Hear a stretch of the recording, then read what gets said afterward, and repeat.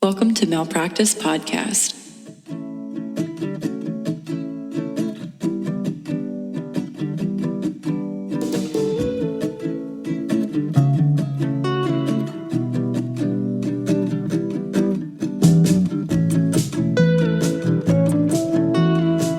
Are we ready to get started? I personally am ready. Okay, perfect. Okay. Today we have something a little bit different for our listeners, and that comes in the form of an interview with Dr. Eric Pittman. Eric graduated from the University of Texas with a bachelor's degree in 2011, and he went on to get his MD at UTMB in Galveston, Texas. Eric specialized in emergency medicine and did his residency at St. Louis University Hospital in St. Louis, Missouri. He's now working as an ER doctor in El Paso. Thank you so much for joining us, Eric, and I'm sure our listeners would be excited to hear a little bit more about you, so go ahead, take it away. Oh, thank you very much for having me. It's my first time on a podcast that anyone's actually going to listen to, so this is exciting. What do you like to do in your spare time? I like pina coladas, long walks on the beach. I don't know if that's a joke, but that's a good thing to like. I support that. Also, this is not a dating show, just Oh, FYI. shit. Are you serious? Well, I think you just got we married, can't right? speak for what will happen to you after this. That's your business. Yeah, that is true. Okay. Yeah. Yeah. Hobbies, right. Mhm. So many. Well, I like to make model airplanes. I'm working on a medical comic right now where That's awesome. tiny That's fucking antibiotic pills cool. fight bacteria. So I'm trying to learn how to draw. I'm trying to get into drone racing, maybe. Your hobbies are way cooler than my hobbies. And now I'm a little bit mad. And knitting. I Oh like my god, knitting. I also like knitting. To be honest, I don't know if you're No, I joking don't like or not. knitting. That God was- damn it, I knew it. That was for Sydney. I Fucking was trying jokes. just trying to lame it up a little Don't bit. joke about knitting. That shit is serious. Jessica loves to knit. I do. I would know. I've never knitted. It's a in my good life. time. It's way cooler than drone racing. Just kidding. I don't know. Probably not. It really gets your blood Yeah, don't know pumping. either. it's very exciting. Knitting. I will say, so I'm 6 months out of residency, so I just You're finished. a baby doctor. Yeah, most of my patients, they're like, "Are you the doctor for real? Like, is there anyone older in this building?" And I'm like, "No, No, it's just me. That's what you got." No, it's Sucks just to me. suck. You got Yeah. me. Better be nice. All right, there's no alternative. I would tell everyone that they were my So- first patient every time.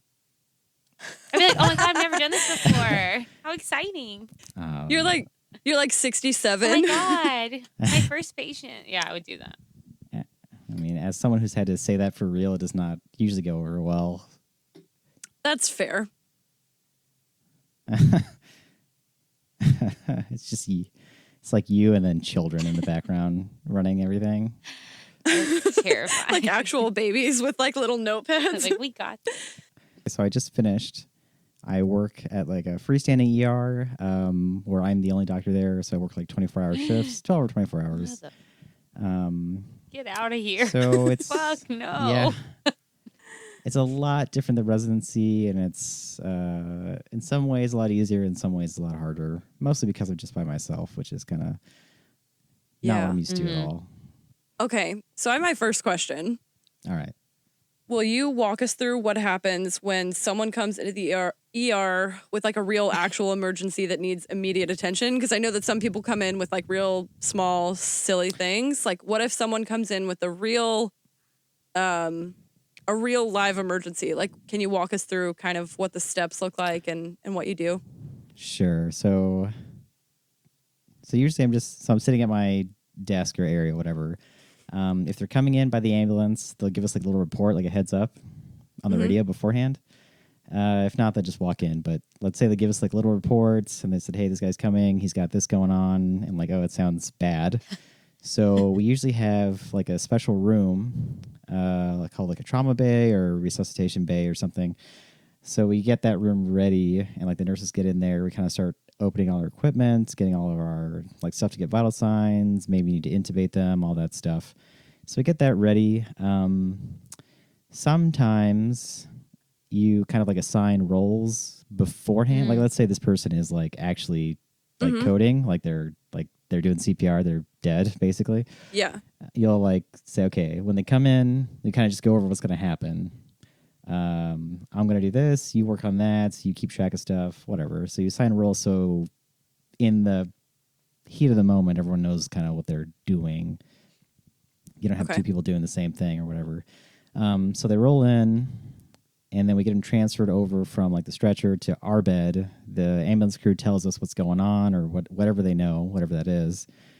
Sometimes it's not much, sometimes it's a lot, it just kind of depends. So they get us over. The first thing we do is get like a set of vital signs just to see where we're at.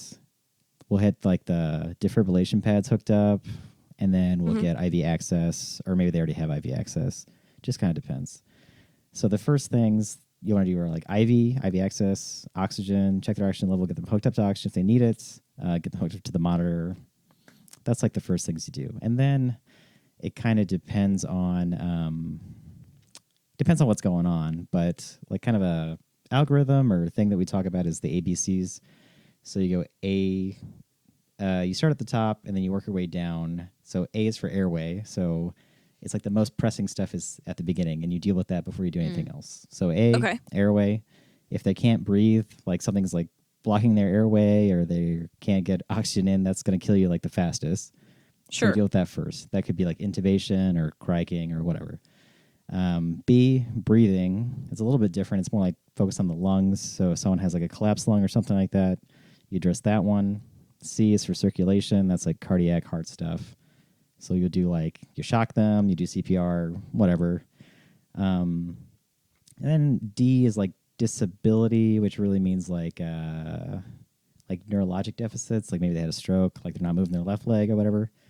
And then E is for exposure. So you get them like completely naked, like take all their clothes off so you can look everywhere and then kind of assess what's going on. So you go A, B, C, D, E.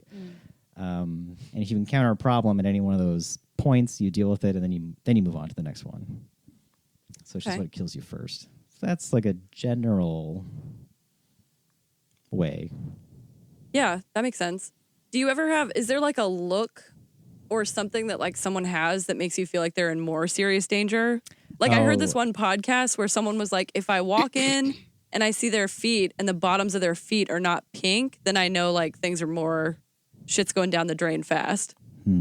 Whoever that was sounds like a really good doctor, like a better doctor than I am, I guess. I think she had been a trauma surgeon for like 37 years or something. Like she was wild. She was like on the ball. So I'll say one thing.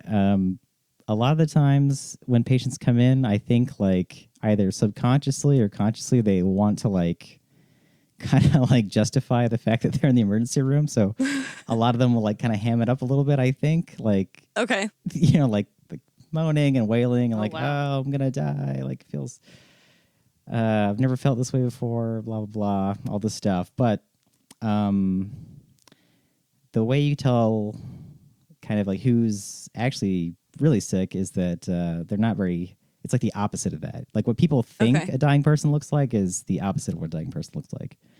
Because what a dying person looks like is like close to a dead person, as in they're not doing anything. They're just like unconscious. So like they're not saying anything. They're not yelling or screaming. If you have the energy to do that, you're probably not as bad as that person. So if someone comes in and they're just like kind of slumped over, they're not like awake or they're not talking to you, that's like the most concerning thing. Okay. So why did you choose emergency medicine? I get all of my medical knowledge from Grey's Anatomy, so I knew you were going to say this. This is unscripted. I know like that's like a big deal on the shows when they like choose like what they want to go into. Like why did you choose this? And do you think you have like what skills do you have that are like good like verticals for this? Is there an ER doctor on Grey's Anatomy? I haven't watched. It's like the a show. trauma. No, they're Yeah. surgeons. Yeah, it's like trauma, I think. Oh, they're all surgeons. Okay. The main characters are surgeons. There's some like trauma surgeons and Who's special, and then like some are Okay. general and neuro. Look at me using medical words. I don't know shit, but look at me using them. Got. Well, we can maybe talk about like medical specialty stereotypes because ER totally has one, and it's not very What flattering. is But it? anyway, tell us. like so people generally don't like the ER like other doctors, or generally not very well liked. I think the combination of two things. One, we have to talk to lots of other kinds of doctors because we see everything, and then sometimes you have to get the orthopedic doctor or the trauma surgeon or the eye doctor or the neurologist or whatever involved. Yeah. So we have to call these people like 3 a.m, so they don't like us for that reason. I Sometimes. would also not like you. The other, yeah, you'd be a good trauma surgeon. The other thing is that when we talk to these people at 3 a.m, so like we know a lot about like a broad scope of things, right? But Yeah. every time I'm talking to another doctor, they know more about that thing than I do, which is why I'm calling them. Yeah. But then I sound stupid when I talk to them because like, I pick up the phone and talk to like an ophthalmologist and like they're the experts on eye stuff. And I'm trying to explain stuff to them and I sound stupid, which is why I'm calling them. And then I have to hang up the phone and I talk to a neurologist and I try to talk to them about neurology things. And they're like, oh God, this guy's an idiot. So because we generate work for people and they don't want it, and because we sound like we don't know as much as each person does. I know more about everything else than that person knows Right. about their specialty, Yeah. right? But like that's not Like what a we're jack talking of all about. trades. Right. Yeah. So for that reason, I think ER doctors have a reputation as like kind of dumb Okay. in the doctor world. That's There's also, like, hilarious. There's also like a reputation for like adrenaline seeking or whatever, that too, right? So what's good about it and what I like about it is you get to see a little bit of everything. So you don't hyper specialize. So like if you're in a restaurant or if you're on an airplane and something happens, you're not going to be like, oh, I only do like retinas in Yeah. like the right eye on Wednesday. I'm sorry. Yeah. So you still see like kids, pregnant ladies, old people, whatever. So you still see all that. You get to do a lot of procedures. So like not surgery, but like you get to do a lot of like suturing or abscess drainage or intubating people or chest tubes and all this stuff. So that's cool. The other thing I like about it is that, what I think a lot of people like about it is that you kind of show up, you work hard, and then when you're done, you're just done. Yeah. Like no one ever calls you. So you just go, you work, and then when you go home, you do whatever you want. Got it. You do the calling. Yeah. No one calls Yeah. you. Yeah, exactly. You bother other people. No one bothers you.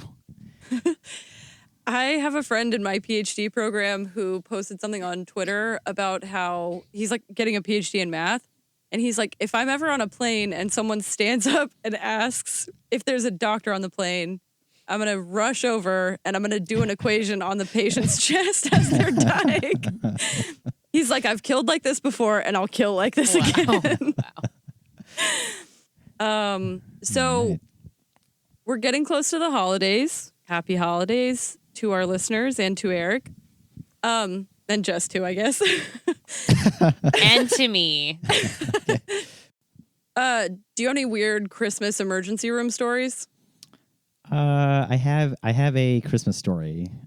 So this was in residency. I was in the ICU, so I wasn't doing ER stuff, but I was up in the medical ICU. People are admitted.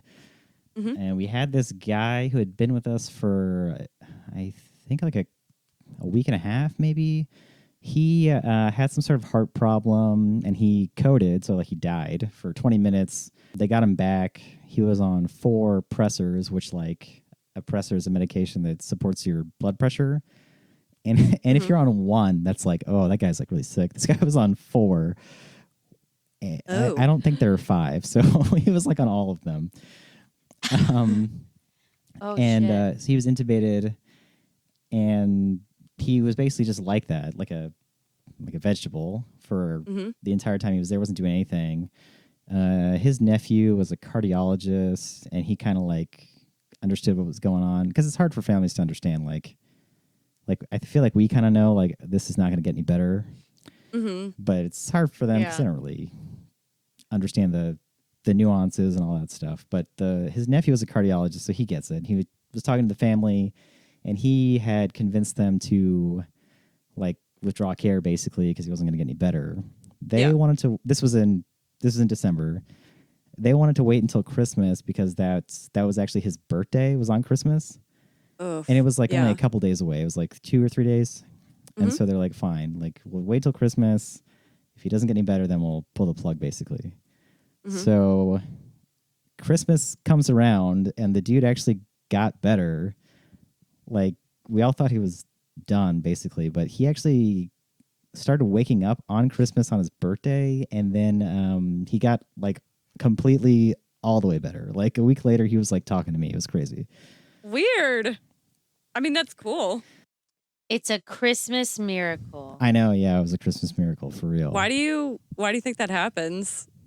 I have no idea. So this is the problem too, right? Where like you can't ever say 100% of the time, like, no, they're not going to make it, or yes, they're going to turn around. I think like in his situation, it was like a 99.9%, you know, because I've seen so many more that went completely the other way, but for whatever reason. That's crazy. Do you guys prepare for the holidays in the ER? I feel like people think that the ER is nuts in the holidays. Like I know for me, one time my sister, her ear closed up over her earring on like Christmas Day, and we had to go to the ER. Ew. It's like weird shit. And it was full. There's a bunch of people in the ER. Do you guys prepare for that? Really? So no. The answer, Just like fucking wild and see what happens. The answer is no in my experience. So there's certain times of the year that are busier, and we typically, in my experience, we just like, so you prepare like this. You get up in the morning and like you meditate extra, you throw in an extra prayer or something, you like curse on your way to work. I don't know, but yeah, that's it. Like they Nothing don't else. have extra people, they don't bring extra doctors, they don't do anything. You're just like, I'm about to get fucked for sure. And then, okay, well that You feels put on like your life. put on your lucky But, fucking scrubs. What I will say is, so typically, like in my experience, it's not the busiest day is not the holiday. Like Thanksgiving is typically dead. Like there's no one in there usually. Christmas is normally there's not a lot of people in the ER. But the day after, or like if it's like on a weekend or something, that Monday is like completely bananas. Why? I think so. I thought about this for a long time, and I think there's two things. There's two reasons. One, so people put off stuff that they would normally. They're like, I don't want to miss Christmas. I know I feel like a little short of breath, but whatever, I'll hang. And then it gets like way worse over the weekend or whatever. That's one thing. The other thing is like people come out of town to visit. No one has seen grandma for a year. And then they finally go around to visit grandma on Christmas. They're like, oh, she doesn't look so hot. And so then they go in. So it's like, I think those two things. Yeah. And grandma's not going to the ER on her own. No, I mean, grandma can't like talk or walk or anything anymore. So Fair. What's the grossest thing you've ever seen in your career? I mean, Oh, wait, pause. Before you say it, I'm going to throw in a trigger warning for anyone who doesn't like gross shit. Go ahead and skip ahead like a little while. skip a little while. Yeah. It's so hard to pick one. There's like okay, so I'll lead off with the obvious, right? Like everyone always wants to know like what's the weirdest thing that's been up someone's butt or whatever. Yeah. So we'll talk about that. We'll talk about that one. I actually didn't want to know that, but okay. The people want to know. I'll give the people what they want. The people, the 600 downloads, which are also me, want to know. Our moms who listen to our podcast avidly. So this one case, I got it was signed out to me, so like we were switching over shifts. So the first guy, thankfully, I guess, is the one who saw him when he came in, and he said like he kind of, it's the same thing. The guy's like, oh, I got drugged, or Yeah. my girlfriend. Yeah, that's right. He said my girlfriend drugged me, and I don't know what happened. Like, okay, sure, probably, probably not, but whatever. So he said there's something up there. My colleague like was what you do is you do a rectal exam, and he said he could feel something like weird up there, and he's like trying to describe it. I'm like, I don't know, like I have no idea what that is. I don't know what that could be. So couldn't get it out. Oh, it's like one of those things where you reach your hand into a box and you have to like touch it to see right. what it is. It's just like a. But in someone's anus. Ew, this description, Sydney. Gross. Yeah, exactly. Like, oh, it's scratchy but smooth. I don't know. Anyway, It's cold and a little hard. Sorry, go ahead. So we couldn't get it out. So we did a CT scan on him to try to see like what it is and where it was and the extent of the damage, if you will. Anyway, they did like a 3D reconstruction of this thing, and it was a baseball. And like what my colleague was feeling was like the stitching on the baseball. Ah. So it was actually it was actually a very inspiring moment because like before, like I used to be the guy that put a baseball in my ass, but now come full circle, like I'm taking it out now. So I've really gone places. How would one even go about that? I don't even know what the fuck to say right now. And this is such a rarity for me. Like what? How did you want me to respond to that story? Like, what am I supposed to fucking say? Like, how would one even start? How would one go about beginning that? You start. I guess you small. slather a baseball in lube, right? I think is how you would have to start. You start smaller and then you kind of work your way up. Ugh, it's like anything else. I'm not kink shaming anyone. I authentically don't know. It's like you and go to the gym. You don't pick up like know. the heaviest weight. You got to start. You got to work up to it. I am so concerned. I'll tell you something else besides someone having. I'm so scared about what else you could possibly have to tell me. Like there's a lot of stuff that I've seen that's probably pretty gross, but like honestly, you see it so much that you kind of just. It takes new peaks to impress me now. I guess I don't know. Oh God. Anyway, it does not bode well for the this story. This one's not. I don't think it's that bad, but it was more shocking, I guess, than anything else. But we had a lady who was like found. We call it found down. Like someone just walked into their house or wherever they were, and like they were just like on the ground. We have no idea how long they've been there. It's like this older lady, and like she had, I don't know how long she was like just on the ground for, but we were like doing a total physical exam and all this stuff, and she actually had, I shit you not, she had cobwebs like in her ass crack. So I don't know how long she was there, but like that was the total thing. I cannot continue with this. What do you mean? Like what? I don't understand. How? I don't know how. Sydney? A spider built its home in her ass. How? Why? I don't know. Okay. I actually have one, like not to one up anyone, but one of my doctor friends told me this story. Do you want to hear it? Eric, you've already heard it. Yeah, I got nothing on this. It's the grossest thing I've ever heard in my life, bar none. You told them to, if they didn't like gross shit, to fast forward just a smidge. They're going to fast forward right to this fucking story and be just fucked. Keep skipping. You may want to press that 30-second forward 2 more times. Okay. I'm scared. I'm holding my feet. I'm scared. This woman had been with her sexual partner, had been using mayonnaise as a lubricant. Why? And she had been leaving the mayonnaise out of the refrigerator. Open on the counter. I don't like it. So she went in for a gynecological exam and there were literal No. fly larvae and maggots in her vagine. I cannot. Why? Why? Why? Why? Why? Mayonnaise cannot be that Ugh. much cheaper than lubricant. Fucking come on. I don't feel good about it. Mayonnaise. I don't feel good about it, but that's the grossest story I've got.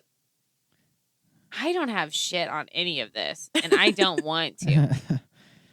That is disgusting. That's pretty bad. Sydney, why did you share that with I'm me? so I sorry. will never recover. It has haunted me since the day that I heard it. I probably think about that twice a week because Who of the how fuck told disgusting you it that? is. Who ruined your life? Eric, has a patient ever tried to fight you? As a patient, yeah, yes, multiple times. Like, we have to tell, especially in residency. So residency was like a downtown county hospital. A lot of people on a lot of drugs and stuff like that. I had to tell people a lot of things they didn't want to hear.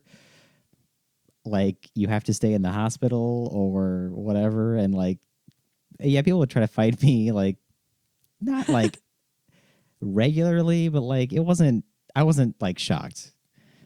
No one ever took a swing at me. And we also had like security there, like all the time, basically.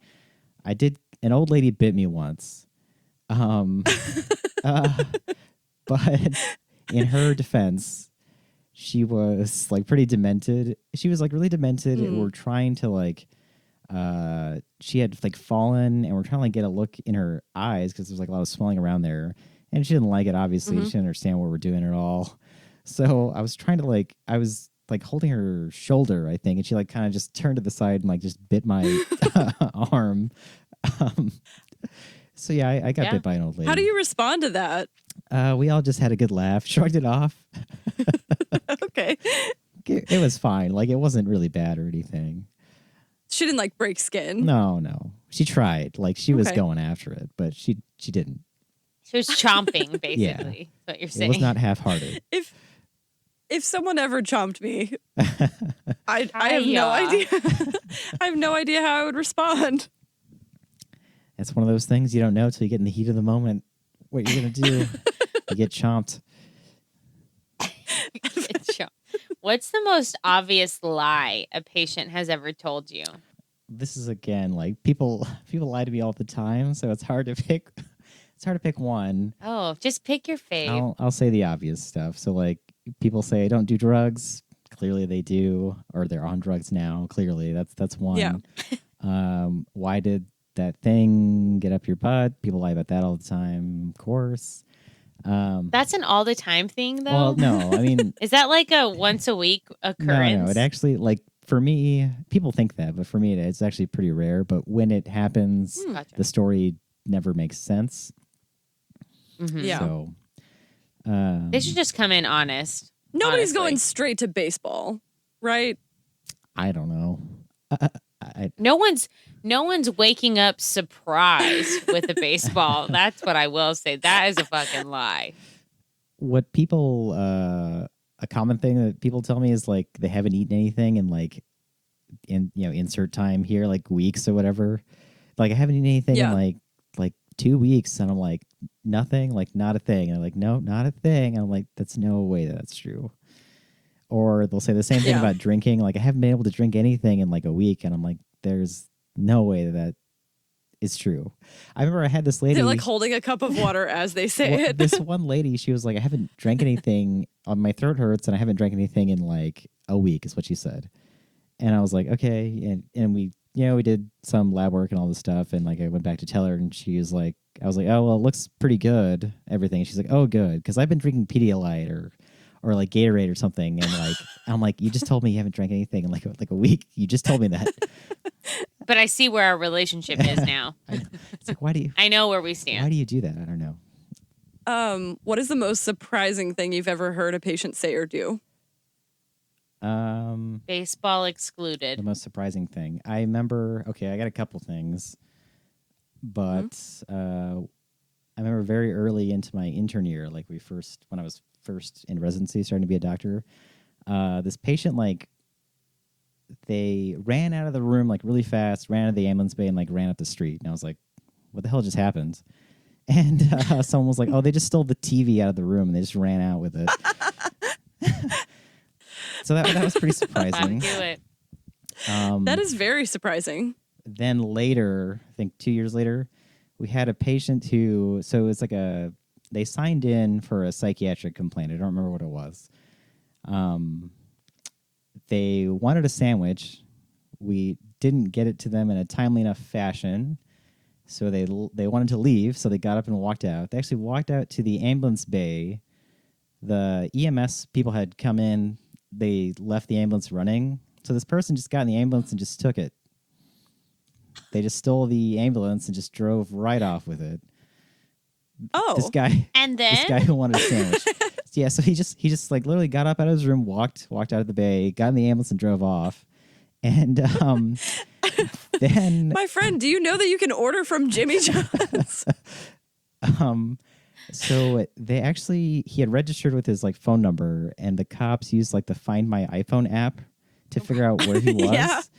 And so they pulled up on the street. He was actually like out of the ambulance, sitting on the curb. And they pulled up. They came back later. They told us what he said was like, "Man, those air brakes are fucking hard to figure out, man." He was just standing there, or sitting there on the curb. So Did he get a sandwich? They took him and they brought him back to us for some reason. I'm like, shouldn't you take this guy to like a jail or something? But they brought it back to us. Nah, they were like, "We understand, man. Where was your fucking sandwich? Where was Go it? get it." They wanted us to do like a fit for confinement, we call it. So like sometimes people go to prison, they have to make sure that like they're okay medically to go to prison. So they brought him back for that. Well, he is not. I can tell you that. I got another one, so I'm just gonna keep escalating. So we'll see how far I can go. So this one, we have like a journal club in residency. So I left in the middle of my shift to go like talk about papers, like research papers and stuff like that with the group or whatever. Mm-hmm. The residents did that. I left. We talked about it for like an hour or something. We came back. Remember when we came back? So the ambulance bay where the ambulance drops off and stuff was like roped off with like police caution tape, and I was like, oh no, like that's not good. And then sitting on the ambulance bay was like this Toyota Camry with like 20 bullet holes in it, like all shot up, and I was like, oh man, like that's also not good. So I walked in there, and so what happened is like there was a shooting, obviously, and like they kind of like rolled up like to the ER with like the last gasps of their Toyota Camry, and got out. What happened was, and this is the surprising part, I guess, the two guys that shot each other were there at the same time, which happens more than I would like. But anyway, they were both live streaming to Facebook and like talking shit about each other, like yes. Yelling at each other like across, because our ER is not that big, unfortunately. Yeah. So I walked into that. And they had both been shot? Yes. By each other? Presumably, yeah. I mean, they were more or less allegedly, okay, obviously. Oh, yeah, it's all alleged here. Don't get sued. What would possess someone who has been shot to live stream? I mean, you gotta. I can answer this. Okay. A good time. Good time. A good time. Not a long time. Fame. Facebook fame. I mean, if you got to beef with somebody, you got to let the people know. You know what I mean? You got to. Gotta let your viewers know. Especially if they're doing it. You don't want to have like a one-sided story. You got to let your... Correct. They're probably on the same live. You know, you can join someone's live. Mm. They probably were on the same live yelling at each other. Get both sides of the story. This is from one of our listeners. At what age do most doctors recommend someone freezing their eggs? Do you think it's necessary or unnecessary? I know you say you dabble in many spaces as you are your ER things that you do. So I don't know if you know or have opinions about this, but people want to know. I have really strong opinions, actually. No, I'm just kidding. I don't. But I was like, oh, damn. Okay. Great. About to get some knowledge here. I will answer to the best of my ability, but with a huge caveat that this is totally not my wheelhouse at all. So if you like, what I'll say is, so age-wise, like 20s to early 30s is kind of like the time frame that you want to do this at. And then, do I think it's necessary or unnecessary? That's really hard to answer. It's going to be based on your like situation. So the procedure itself is, it's not like super dangerous, but it's like pretty involved. It's like a big thing. So they have to like inject you with like some hormones to stimulate the growth. You get a transvaginal ultrasound. They kind of like check, and like when they're developed, they go in with like a needle through there and like extract them. So it's like kind of like a big procedure, and people react to it different ways. Like some people have like hormonal problems because of the hormones they have to take, and etc. So it's like not like an easy thing. Also, it's very expensive. I think insurance typically will not pay for this, and it's probably like I don't know, like 12,000, 20,000. Like it's a lot of money. Yeah. Then when you freeze them, you have to pay to have them like stored. hosted. Right, yeah. Yeah. Yeah. Where's your host family for your frozen eggs? You got to pay those people. So I think that could be like $100 a month or something. So it could be like, Oof. God damn. yeah. So Honestly. pretty significant. Could you imagine if you had your eggs in your own fridge though, and then your power went out or something? Oh God. Fucked. Murder myself. I'd be so mad. Yeah, just like That's interesting. go buy ice packs or something and just like start frantically like 100%. packing it. Get a nice cooler. So yeah, those are all the costs involved, and you just have to decide if that is worth the benefit, I guess. That's fucking nuts. That makes sense. That's so expensive. So expensive to have a fucking baby. Yeah. Who knew? God damn. I mean, yeah. Okay. Fucking hell. I have another listener question. What is one thing you wish every patient that you saw knew? Two things. One, I guess, well, three things. One, don't take the ambulance for stupid stuff if you can help it. Yeah. So it's very 'Cause hard. it's super expensive, right? Because they fuck you there too. Yeah. It's super duper expensive. I feel really bad when people come in like for, I don't know, I stubbed my toe or whatever, like by the ambulance. Like, oh man, like, Aw. and that's I don't care like about seeing them. It's just like they're gonna get a huge bill from the ambulance company probably. Yeah. So that sucks. Mm-hmm. The thing I'll say is it's very hard to know. Like I know, right? Because I'm an ER doctor, but like for regular people, like they don't know like what's like a super emergency or not. But like if it's obvious that it's not, then I wouldn't. Like I said, like if you stub your toe or something. Mm-hmm. If someone can just drive you, then I would just do that. Makes sense. The other thing is I think patients don't know what the difference is probably between like a clinic, urgent care, and like emergency room. Mm-hmm. Mm-hmm. And that leads them to go to the wrong place a lot. And that also leads them to like pay a lot more money than they probably have to. So like ER is like the highest. You get charged the most, and they're able to handle anything basically that you got. Yeah. Urgent care is like one level lower. It's a lot cheaper. You probably get seen a lot faster.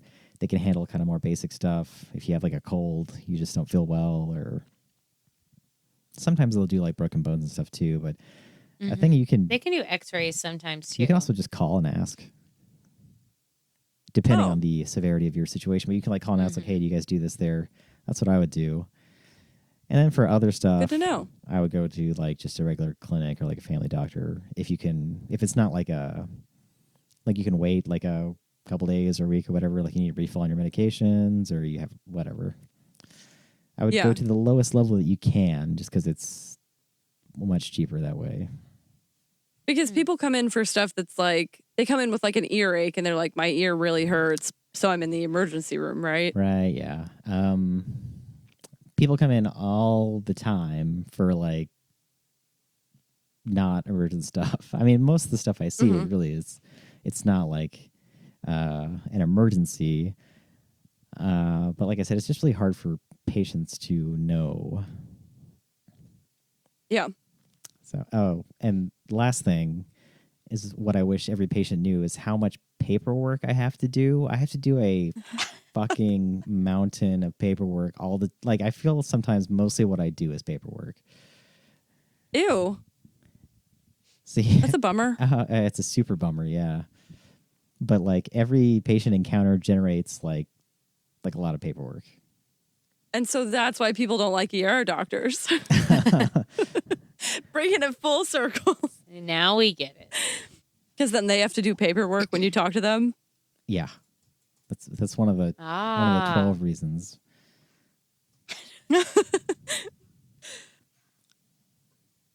Cool. Do you have any other cool stories you wanna shout out while we're here? Oh man, I may. I have a story that I was going to say for like the surprising stuff. I don't know if you want to put this in there. Yeah. It's kind of like fucked up, but whatever. Go for it. I'll just tell you. I will change the names. We can always cut it in ages, post. and yada yada. Yeah. Yeah. So we had it was like a kid who was having seizures, and they couldn't really figure out why. Like the parent, they had come in to the ER, they had admitted to the hospital.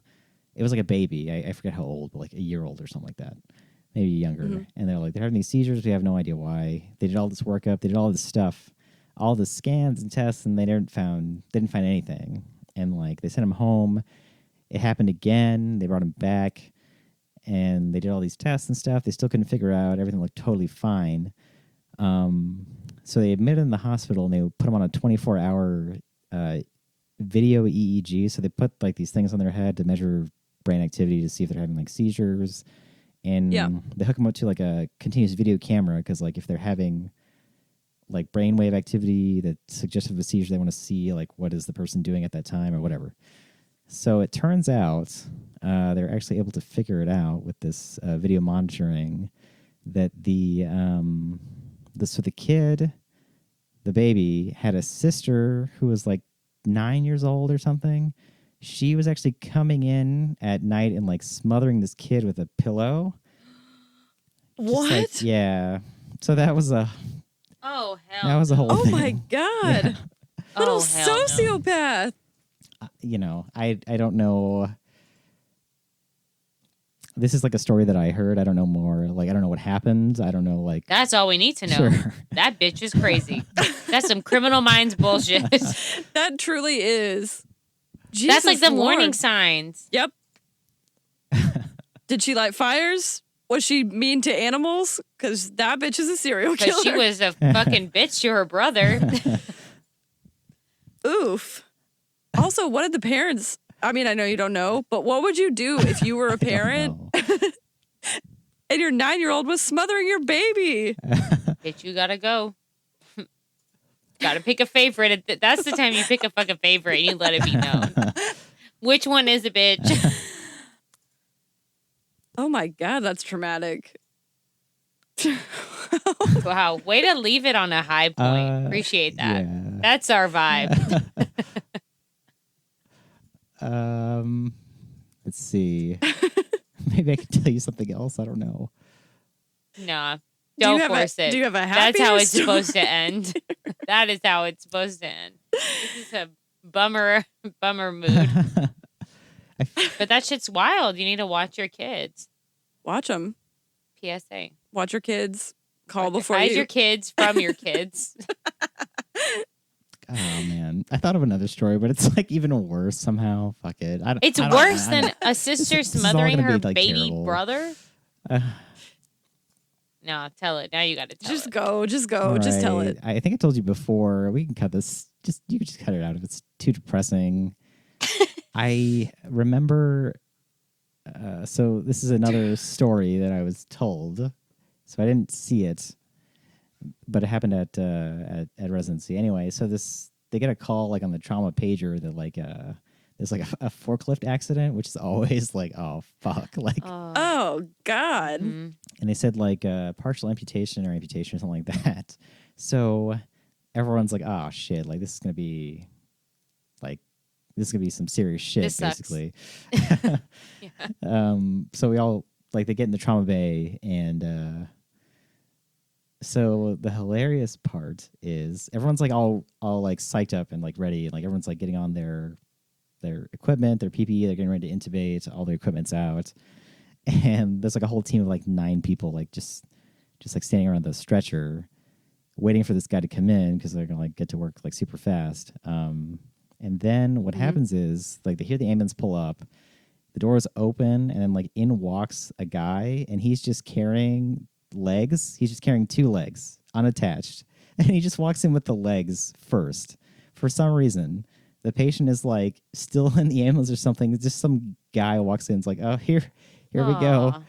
It's hard to explain like why that's That is some Grey's Anatomy bullshit right No, there. I'm not ready for straight that. from Grey's Anatomy. It's because like you're like all psyched up and you're like, all right, ready, and then like someone walks in just holding 2 legs, and you're like, I think he's a goner, like. Oh my God. Also, what about someone holding your 2 legs is a partial amputation? Right. Oh, dude, like Period. we get some stupid stuff on the pager, like. I feel like that description may have been a little off. Yeah. Like I said, I don't know. I wasn't there. I'll tell you the dumbest ambulance call I had. Okay. It was at 3 a.m. It was a 15-year-old, and they were brought in by ambulance because they were really tired. Like, I shit you not. The fuck? They're like, Bitch, I'm about to call 911 right now. I fucking call him every day. Because he was really tired? it was 3 a.m, and like, I think the mom. Why was he still awake? Go to sleep. The mom was like, yeah, he's like extra tired. He's like way more tired than he normally is. And we were all just like, it's 3 a.m. Like, get a good night's sleep, and like you'll be fine probably. Did you try a Swift glass punch of to the face. It's like, Did you try a glass of warm milk and a Benadryl? I don't know. It's like, Fucking NyQuil that bitch and go to sleep. I just imagine she like woke him up, and he's just like, I'm really tired. Just like, oh my God. 911. Ambulance. Call him up. That's like $800. Call the ambulance for me being tired. Now that I know that's a thing you can do. I was really tired, but I was too tired to drive myself to the I hospital. need you to come take me to the hospital. I need a break. What if you just went to sleep? Like, you're going to have to wait in the ER for like 4 hours. Idiots. That was a happier note. Yeah, that's perfect. That's perfect. I feel like that's a good one to end on. Well, thank you so much. This was This was awesome. And terrifying most No of the time, problem. to be honest. But I've got like even worse A little bit. stories, but I don't want. They're like stories that I should not be on a podcast. You know what I mean? oh shit. Yeah. All right, those are the over drinks stories. Some other Yeah. time. Absolutely. I kind of feel that way about the mayonnaise vagina, but I don't know. I do feel that way about that. I can't believe you subjected me to that. That's disgusting. I'm so sorry. I'm mad. If Eric wasn't on here, I would have been more mad. Honestly fair. Check us out on our social media. Oh, yeah. Follow us on Instagram, Send us an email. Facebook. And when Eric's podcast is up and running, hit it up too. Circa Check him out. 2035. We will when it's post up. about it. What's your podcast name? It's going to be called Discount Scrubs, but Discount Scrubs. Discount Scrubs. That's a good fucking name. I'm hoping it's going to be out like That's a good name. a month or 2. Find him the same place you find us. We'll share a link. Bye.